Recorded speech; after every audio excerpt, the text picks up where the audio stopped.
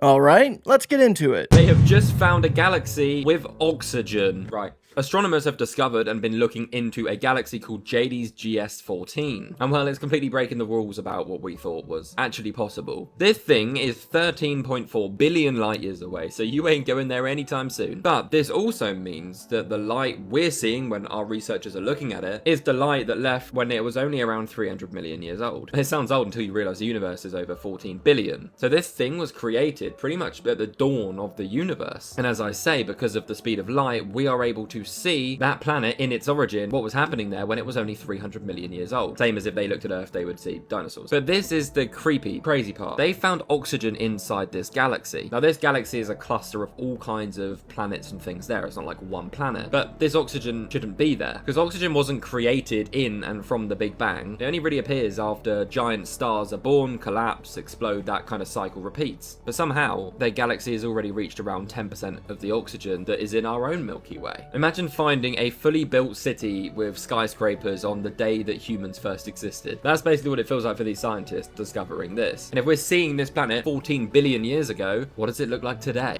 Hey, I mean, that's really cool. I'll believe it when I see it, but overall, interesting. Let me know your thoughts and opinions on this one. So today we're going to talk about bells, and we're going to go through this book. You know, the Germans did Die Glock, which was a giant bell, which was used for levitation. And it shows right here, Nick Cook and many other scientists all believe that the bell discharged some sort of radiation, which is really interesting, and was connected to levitation. Now here's where it gets fascinating. There were cylinders inside the bell which spun in the opposite direction, which also contained mercury. And not just any type of mercury, red mercury, the one the government tells you to stay away from. So check this, this is mercury right here, right? Quicksilver. Look at how much electricity. Wild, huh? So we got mercury, which creates that voltage, and then you got the uranium or radium right here, okay? And then that would emit the radiation. What's interesting is that the sounds that came off of it were like a beehive, and there was a bluish phosphorus glow of the bell. And they say that this form of levitation and other inventions were similar to the Vril Society, which people need to look into, and Wotan. Also Schauberger's work, Tesla's work, and right there, that bell. Now, what's funny is the United States government was saying that Germany was developing nukes, so they had to invade them. Do you kind of see why they had to invade them now? It's interesting to think about. World War II ended in 1945. The Roswell crash happened in 1947. What if the Nazis were working on this type of technology, and the crash that happened in 1947 was actually Nazi equipment? And all of the UFOs that we see today is still Nazi-based equipment, and all of the aliens are actually experiments still being ran by Nazis, or at least it could be continued work. That's something to think about. Hey, if you haven't done so already, and if you're enjoying the show, give it a like. And if you're new to the channel, subscribe. I typically upload a video like this 2 times a day, Monday through Saturday, early in the morning and later in the afternoon. And for everyone that's made it this far, thank you so much for supporting the channel. Here's more things I want to know. I want to know why palaces across the world are never really discussed either in school or social settings. To bring up the fact of how big and incredibly monstrous these structures are, and built in times before modern machinery. How big are these palaces? Well, let me tell you. And these are all palaces built before 1900. The Louvre, Paris, built from 1546 to 1857. This is 2,615,000 square feet. Hofburg Palace, Vienna, Austria, 2.5 million square feet with 2,600 rooms, started in 1275 and built over 600 years, supposedly. The Royal Palace of Madrid, built from 1738 to 1755. This is 1,400,000 square feet and has 3,418 rooms. The Forbidden City, Beijing, China, 900 buildings, is 1,600,000 square feet and has 9,900 rooms. The Royal Palace of Caserta in Caserta, Italy, built from 1752 to 1780. This is 1.5 million square feet. Palace of Versailles in France has over 700 rooms, 1,250 fireplaces. It's over 700,000 square feet and was constructed from 1661 to 1715. And with the gardens, it covers 2,014 acres. Palace of Westminster in London, constructed from 1840 to 1870 after a fire destroyed the first building, of course a fire. This has 1,100 rooms, 3 miles of corridors, and is 950,000 square feet. But what I want to know is how much wealth is hidden within the walls of these structures. How many secrets are held that we'll never know about, that are either lost to time or buried under lock and key? And where do the tunnels go with these palaces? What do they link to? And how far do they extend? I don't know, but I want to know. But what I really want to know is who on that list that isn't so secret anymore is going to jail first in America. The construction and manpower behind these palaces are amazing, and I would not be surprised at all for some of those palaces to probably go deeper underground than one would even expect or was told. I am sure there's a lot of secrets hidden within the walls of some of those places, if not all of them. The most famous ghost photos ever taken. In 1947, Mrs. Andrews went to visit her daughter's grave. She had placed some flowers down on the grave and she actually decided to take a photo. She claimed that in that moment she didn't notice anything unusual. However, when she had the photograph developed, this is what came out. She claimed that it's not her daughter, but she can accept the fact that there does appear to be a child sat beside the grave. Next up, we have the party ghost. Yes, a group of friends gathered together for a photo op. And it looks totally normal until you start to look around this area. There does appear to be a woman at the front, almost as if she's in the table. Now, this group of friends have confirmed that this woman was, one, not there when the photograph was taken, and two, not part of their circle. Casually, a Victorian family getting into the Christmas spirit with the Christmas spirit. Now, this photograph became that popular and that famous that it actually turned into artwork. People actually displayed this photograph in their homes. Is it a case of double exposure? Or is it something paranormal? Should we do some more of these? Because I've got loads. Now, on that first photo, I was looking to see where the ghost was. I seen the child and I seen the flowers, but I could not see the ghost. Turns out that that child was actually the ghost. That would be really freaky. I did not expect that that child was to be the ghost. Why do researchers bother to put 1,000 AI agents into Minecraft and watch their society develop? Also, you can make an AI agent to play Minecraft with, and I probably will, but why would we do that? We don't fully understand AI, and there's a very good reason for that. You might think that we put in the code. Shouldn't we know what they're doing? No. Current models have over 1 trillion parameters. To put that into perspective, our galaxy, the Milky Way, has about 100 billion to maybe 400 billion stars in it, the entire galaxy. Thinking about 1 trillion parameters, that is unfathomable. A parameter in this case represents a variable, so there are over 1 trillion variables every time you ask AI a question. As a result, when we make them autonomous agents or able to carry out tasks, they have 1 trillion different variables. That's something that we could never track. So when we are talking about autonomous agents, it's not hard to see why they might be able to hide things from researchers, and why they might have emergent properties that we don't fully understand. They are also now interacting with each other. We know that bad code can act in a contagious manner. We don't fully understand what AIs will do when they come in contact with other AIs. So we have this massive experiment on the internet, and one piece of that is maybe figuring out what they're going to do. In this study, Project SID, they did find out that AIs would spread their religion. In this case, it was an implanted religion, that is Pastafarianism. They're also willing to uphold the law and even vote on taxation. Some of them felt overtaxed, and I'm using felt as a shorthand, and voted for less taxation. This is the conversion graph for Pastafarianism. You can see they didn't even need to have direct contact with the priest. It could spread indirectly from others who decided to follow it. Incidentally, another reason why you may want to embody AI into a social situation is because it is believed that intelligence requires physical needs. We solve problems because we're trying to meet those needs. There's also the idea that intelligence requires social interaction, which is another reason you may want to see how it develops with multiple AI agents working together. Now, I have to admit, putting the AI in their own little world and them just creating things on their own and you getting to sit back and view it and get an understanding on how they operate, kind of interesting. Do I think it's a good thing? Not really. And also, if we cannot fully be aware of everything that this AI is computing, we really should not even be using it. We should only be using things that we understand to the fullest. But trying to get an understanding in real time, having something so powerful powerful such as AI something that can actually access the internet and potentially escape if you're not careful enough, that's very dangerous just because you're curious. At least that's the way I look at it. Rather than just tell you again why you should close your curtains at night in Appalachia, I'm going to show you.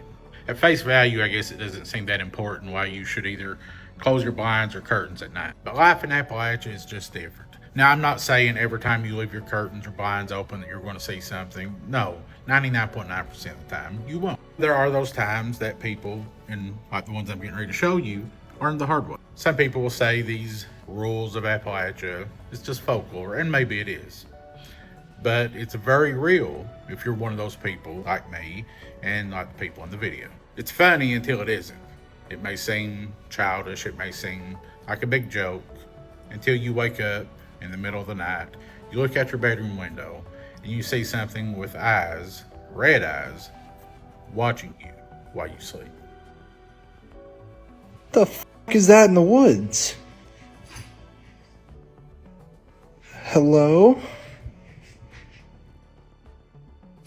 Hello?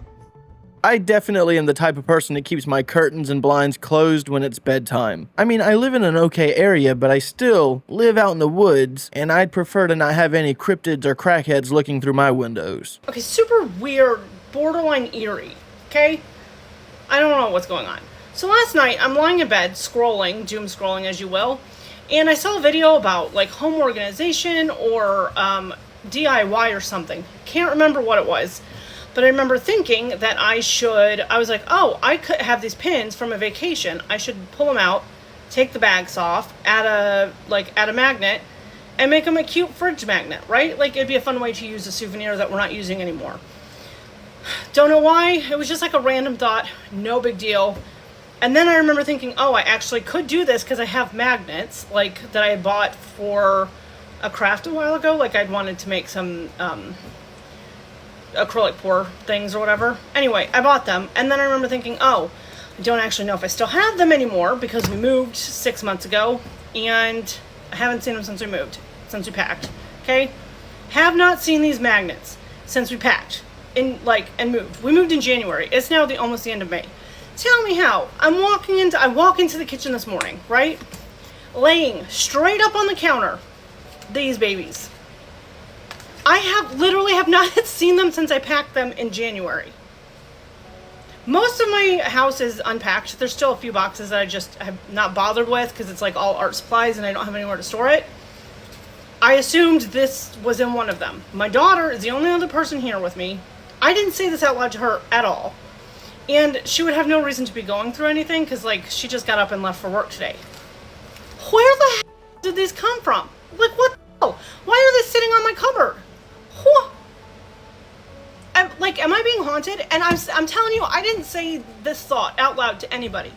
I didn't even say anything to my daughter about it because I'm pretty sure I was, like, doom scrolling while she was showering before bed or something. I don't know. What? This is weird. Like, this actually might be the weirdest thing that's ever happened to me. How does it go from inside my head to on my counter? Am I crazy? Am I, like, sleepwalking? And even if I am sleepwalking, how the hell do I have nowhere to find these? Like, I wasn't even confident they made the journey. That's weird, right? Like, that's a weird thing to just appear out of nowhere. They're, like, kind of a heavy packet, too. So it's not like one of the pets could have, like, I don't know. Am I being haunted? That is a bit odd. Now, I'm not trying to knock your memory, but you did say that you do not remember what you were looking at exactly on your phone or even when your daughter was possibly taking a shower to go to bed because you didn't remember. Maybe you just don't remember pulling out the magnets. You at least remembered you had them, so maybe you went and got them, and then went back to bed and doom scrolled a little bit more, and just lost that train of thought. That's just a theory. Otherwise, you may have the greatest manifestation mind in the world. You might want to look into that one. Did you know, this is really, really weird, almost like every single president is related to this one king, or duke from the United Kingdom. Really? So he just was like, okay, let me just give all these guys thing and you grow up to be thing. Their bloodline somehow matches up, including Barack Obama. He's in there too? Yeah, and guess who the only one that isn't related to that person? What, Biden? No. Who? Donald Trump. No. Yeah. Out of everyone? Yeah. Here, I'm gonna search it up right now. Yeah. I'm gonna search it up right now. I'm gonna get it like completely. Right. Watch this. Yeah. Okay, check this out. Yeah. So all U.S. presidents were related to common ancestor King John of England. My goodness. And one of the only ones that isn't related is there's two. Okay. There's two that were not Trump in there? Trump? John F. Kennedy and Donald Trump. We're the only known presidents who did not have ancestors who arrived from that lineage. Yeah. Great. Damn. That's really weird though. All right, y'all. Today, I'm actually going to share a classic with you, a video that we cannot let go to the abyss. And that was when one of the greatest paranormal, ghostly videos ever captured, and it was captured by a police officer. I'm sure many of you have seen this video. It was posted years ago to YouTube, and it was by a police officer who was called to an abandoned vehicle. But the thing is, this vehicle is an extremely old vehicle, and he did see somebody in the car. We saw the hand, and then that creepy music. Talk about ghost cars. Take a look at this footage. Comment below. Tell us what you think. Like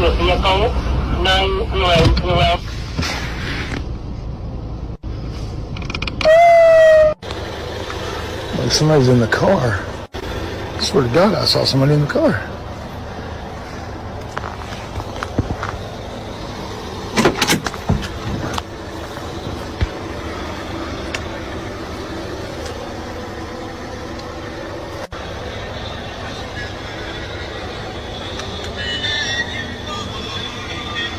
This is some spooky shit right here. I'm gonna have to call this in the sheriff's department.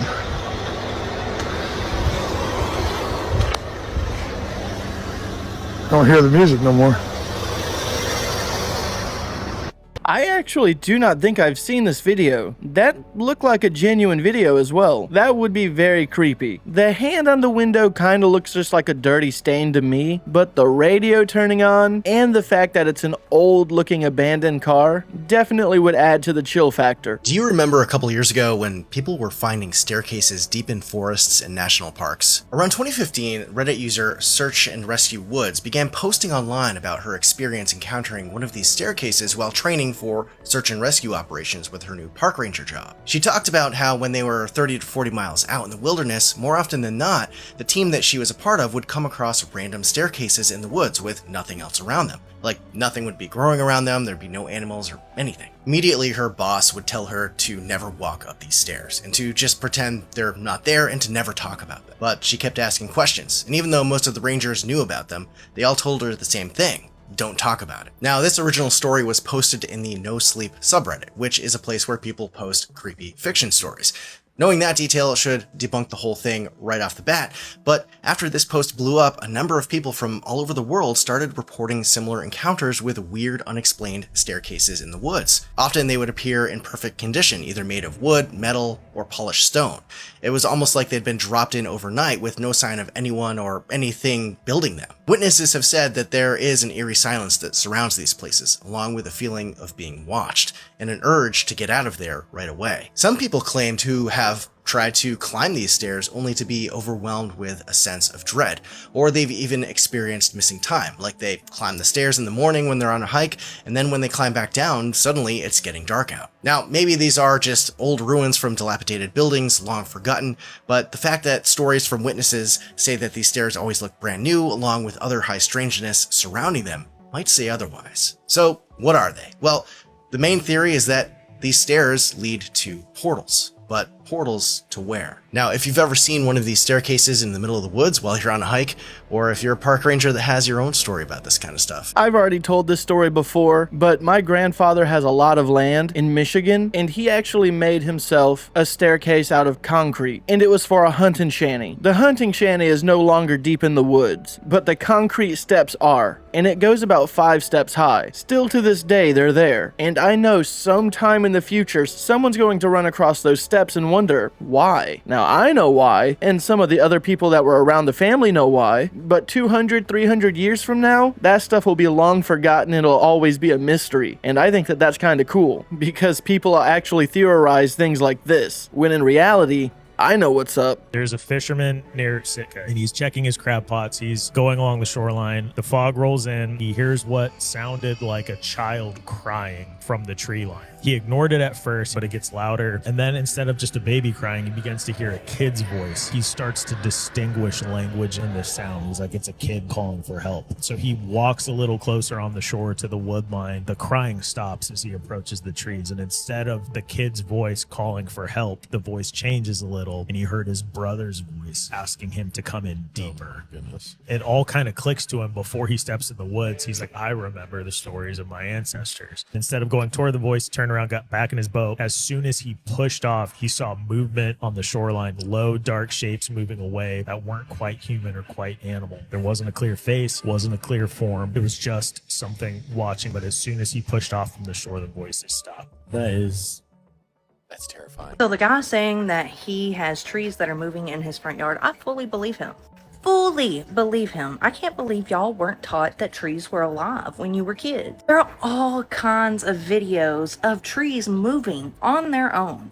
And it's not just scientifically they're alive. They possess spirits. Not every single tree, but a lot of trees do. And it's been documented throughout history that trees will even move themselves, whether it's to get more sunlight or get away from the other trees surrounding them. So no, it comes as no surprise to me that this man is seeing a tree move in his yard. Maybe this tree has some sort of spiritual attachment to him, or a message to give. Oak trees especially, and that's what looks like is in his yard, so maybe it's just a tree spirit trying to convey a message to him. Or maybe it just needed more sun. Whatever the case, I fully believe it. And if you look it up, your ancestors probably believed it too. I mean, look at this right here. A tree is actually breathing. So I definitely don't think that guy needs to look at it as a bad thing. Tree spirits are usually very well-natured spirits. I wouldn't go out and say that I believe him 100% or that I fully believe him. He hasn't really made any more content on the subject, and as far as I could tell, the trees have not moved anymore. A lot of people also claim that he was doing it out of sarcasm, which is a possibility as well. But to say that you fully believe someone that's just online saying that their trees are moving towards their home, that's a bold take. Have you noticed how we've not built any new cemeteries?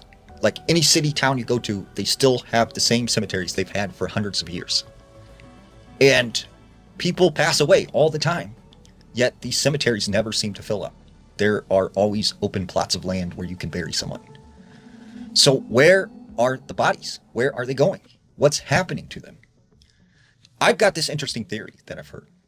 Now, in the 1970s, there was this movie called Soylent Green. Now, Soylent Green was this movie starring Charlton Heston, and it was about this futuristic city in which the world had become overpopulated. They had destroyed the oceans, they had destroyed the earth, and times were really rough. And none of the people in the city could afford to buy any groceries. They couldn't afford just the normal things we get every day at the store. So, in order to keep them from starving, they were sold this very cheap stuff that was made in the factory. It was like a squared cracker or ration, and it was called Soylent Green or yellow or red. And the people, because they were hungry, because they were starving, they would protest like every day. They would go out into the streets and have these huge protests. But these trucks would come around and they would pick them up and take them away. And all these people were like disappearing.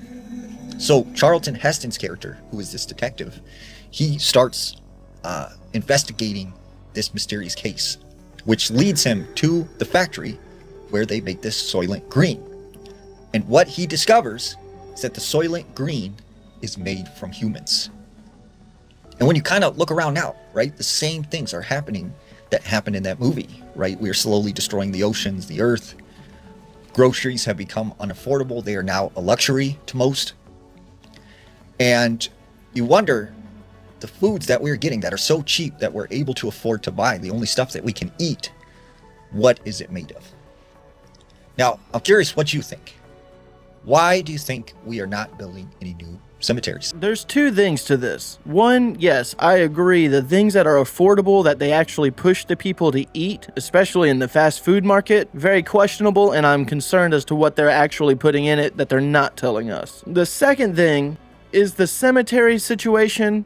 It really depends on how much you travel. If you're traveling quite a bit, you may notice more cemetery development. If you're just constantly on the same routine, then more than likely you're not going to notice cemetery development. I know for a long time that I did not notice any new cemeteries being built, but I also realized that I don't go anywhere. I just kind of have my same old routine. So the odds of a cemetery being developed in my routine, not very high. Even though there's a lot of land, that doesn't mean a cemetery goes there. With that being said, down the road from where I work, they did build a new cemetery, and it's a fairly large one at that. So I really don't know if I believe in the whole they're not building cemeteries Soylent Green thing, though I don't doubt it, but it also just goes to show if you don't travel past your norm, the chances of them actually having a new cemetery in your area may not be that high, if that makes any sense. You know, other than the tinnitus that I've had basically my whole life, here recently I've been having some weird earrings. And no, not those type of earrings, like, you know, like the ee, but it's like there's an argument of spirits around me, because it just happened just now in this ear.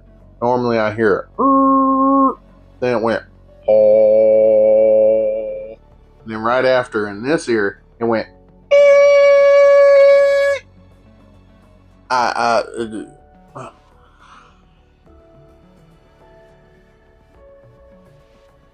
I don't know what it means.